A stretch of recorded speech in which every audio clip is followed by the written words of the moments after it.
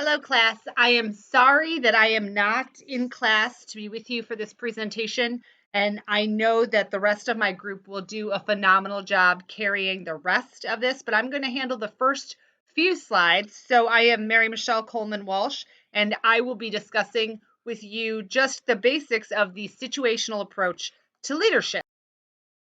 So this is a widely recognized approach, and it's been researched and changed and added. Things have been added on, and I think it is relatively self-explanatory almost. Anytime that you have ever been in a leadership role, you are going to recognize that you have been in both directive and supportive roles as a leader, and it is really situational when you need to be directive versus when you need to be supportive. So it seems almost second nature to accept this as a reasonable approach to leadership. So situational leadership stresses directive and supportive dimensions of leadership. So determining appropriate actions for the situation requires that a leader evaluate the followers. They have to know the people that they are leading, and they have to evaluate if those people are competent and committed and able to achieve the goal. So that's the first thing. There's an evaluation that needs to take place. You have to know who you're leading for this to work. And it also assumes that the followers' skills and motivations change over time.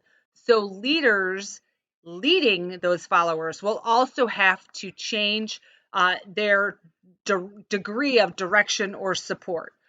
So, as a mom, even when I am leading my household, I definitely switch back and forth from being a directive leader to being a supportive leader, right? I want you to learn how to do this. I want you to understand. I know you have the ability to do it, but I want to give you the correct method for doing it. And then the other side is I want you to fly, right? I want my children to know that they can do it, and I want to support them. Coaches often do this as well. I recently had a golf coach, and I'm still not very good at golf, so he's still being very directive in how I should swing and how I should breathe and when I should swing.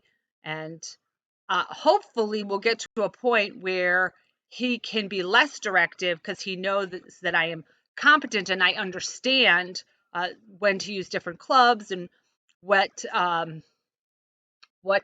how far I need to hit the ball and how to swing. And so hopefully in the future, he will be more supportive in his coaching rather than directive. But recognize that as a leader, there are different times that different dimensions of leadership, either directive or supportive, are necessary to lead your followers. So the leadership style. So leadership styles in this is the behavior pattern of a person who attempts to influence others using or including directive and supportive behaviors. So directive behaviors help group members accomplish goals by giving directions, establishing goals and methods of evaluation, setting timelines, defining roles, showing how the goals are to be achieved. So this is very much a directive approach. Let me tell you, what needs to be in each paragraph. Let me tell you, how we are going to accomplish this goal. Let me tell you some timelines of when things need to be accomplished. Leaders using directive behaviors often need to communicate frequently. It needs to be one-way communication where the leader is directing what is to be done, how it is to be done, who will do it. I can tell you that directive leadership is often exhausting because you have to really carry all of the burden. Once your followers, or once a leader's followers, have the basic understanding and they know what is to be done and how it is to be done and who will do it, then there could be more of a supportive style of leadership. And a leader will then have to switch to this. Even followers don't love to be micromanaged once they understand what they're doing. Now, when they don't know what they're doing, they feel lost if there isn't that directive behavior. But once they know what they're doing, there needs to be a switch to supportive behavior. So this will help group members feel comfortable about themselves, their coworkers, and their situation. There'll be more two-way communication, uh, responses that show social and emotional support to others. So the leaders need to be a lot more in tune with their followers. There needs to be the emotional support. There needs to be social support. There needs to be interactions so they know that, so that the followers know that they're heard, that they are supported, that their needs and goals are part of what the group is doing.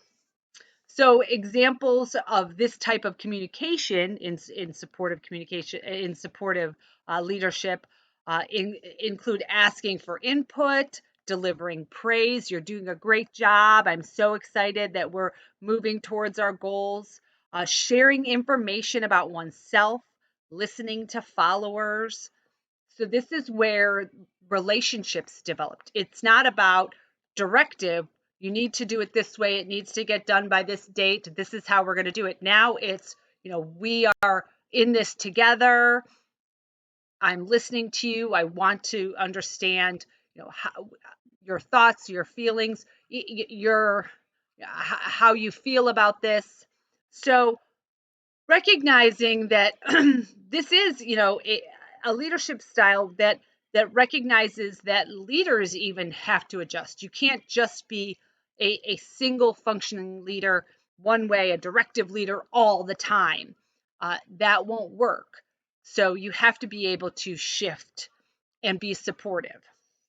So there are 4 categories of leadership. So these are, and these are really situationally based. At different times, you are going to have to lead in different ways. So there are times when you're going to have high directive and a low supportive style. This is, called the directing style. Leaders focus on communication of goal achievement, careful supervision, with less time spent on supportive behaviors. Instructions on what and how goals are achieved from the leader alone.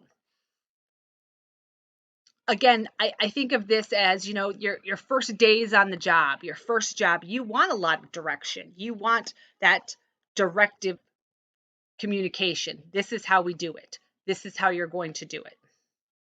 Second style of leadership, high directive and a high supportive style. This is also known as coaching approach. So leaders focuses on communications, focus their communication on both achieving goals and meeting followers' needs. So the leader is emotionally involved in supporting followers, but still makes the final decision on what goals are sought and how the team accomplishes these goals. And anytime you've known a coach, uh, really this is a coaching thing. We want to support you, and there's a lot of supportive communication. You're doing a great job. That's the way to do it. Perfect swing. But there's also a lot of directive approaches. This is how we're going to lay out the play. This is, the club that you need to use.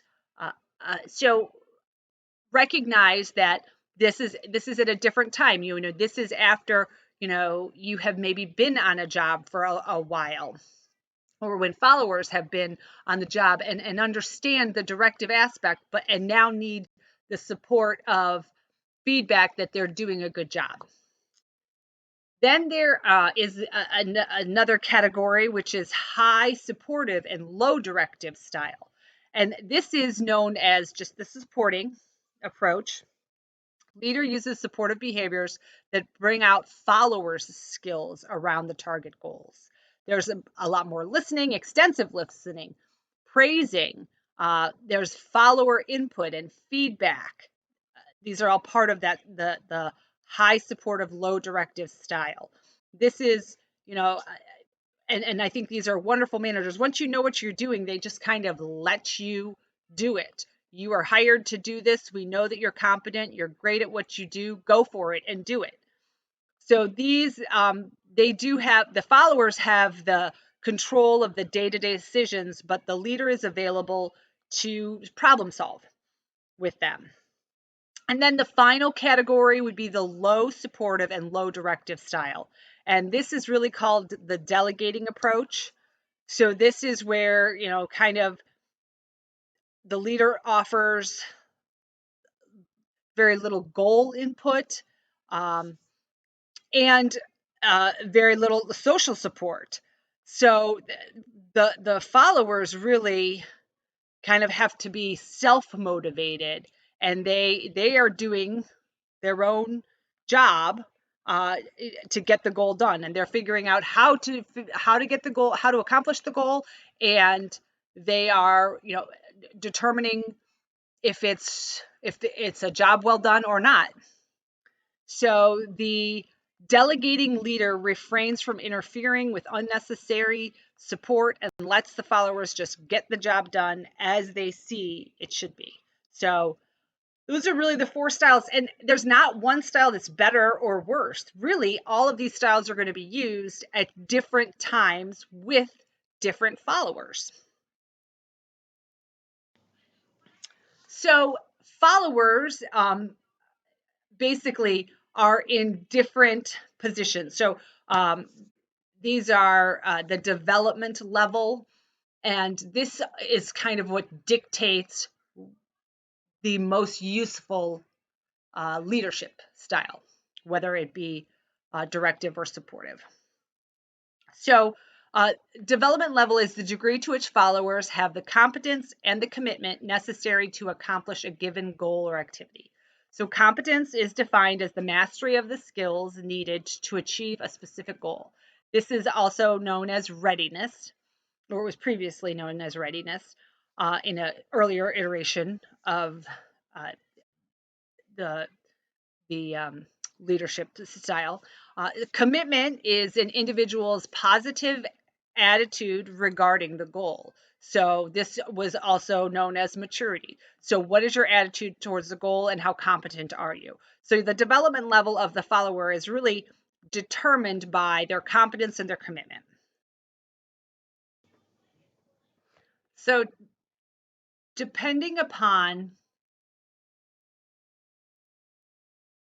uh, uh, followers' competence and commitment, there are really four categories of development. So determining developmental level, high developmental level characteristics are when the followers are interested, they're confident in their work, and they're aware of how to achieve their goals. Developing level characteristics, they're at a lower skill level for the job at hand, and they believe they have the motivation or the confidence to get the job done.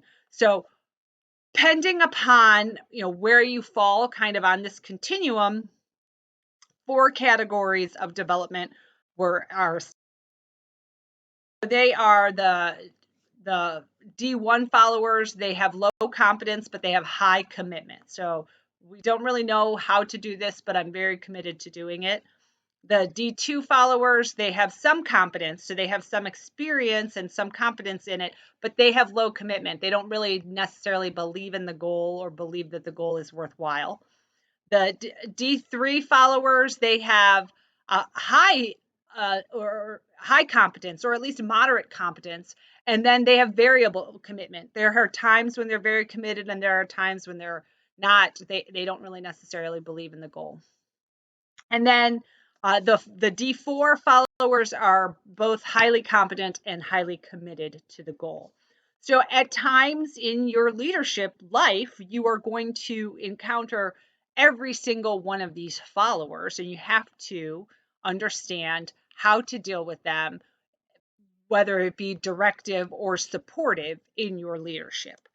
So this last slide that I'm going to talk about is, of course, the model. So On the one axis are supportive behaviors, high and low supportive behaviors. And on the other axis, there are directive behaviors, the high and low directive behaviors. So as you go higher on supportive behaviors, you will see like delegating is low in both support and directive behaviors. And those are like the S4. They are highly competent and they are highly committed. So that's I'm sorry, the D4 follower. So they really just need to be delegated the responsibility, and they don't need a lot of support and they don't need a lot of direction. So then if you move into if you move up to the supporting, they are the high supportive and low directive behavior. They tend to be, they are highly competent, and they have variable commitment. So they don't need a lot of direction. They are competent, but they need a lot of support. They need the cheerleader saying, "You're doing a great job, and I'm here to support you." This is the leadership style that I tend to be best at. I like to be surrounded by people that I don't have to tell them what to do, but I can cheer them on. Knowing what your most default style is definitely something that we need to all figure out. And even from knowing your strengths, this is where I recognize that I lead the best. Then moving to the coaching style, these are highly directive and highly supportive behavior. And these are, followers that tend to have some confidence. So they still need high directive, but they have low commitment. So they need that cheerleader. They don't necessarily believe that they can get the job done. And they call this coaching. This is, we still, yeah, I even think of my golf game at this point. I still have a lot to learn, and I don't really know if I'm ever going to be good at this game. So my commitment is relatively low. So recognize these are the people that need a lot of coaching, high directive and high supportive behavior by the leader. And then if you move to the last quadrant, which would be directing, this is high directive and low supportive behavior. These are the followers that have low competence, but they have high commitment. So they don't need a lot of cheerleading. We are on the right path. We're doing the right thing. They need a lot of direction. This is how you have to do it, because they are already committed to the goal. They have high commitment. They just don't really know the steps to accomplish that goal. So recognize that any given time in your leadership life, you are going to be using all of these skills and all of these different directive and supporting behaviors with different types of followers. So I hope that that explains the model, and I am going to pass the baton to the rest of the group. Thank you very much.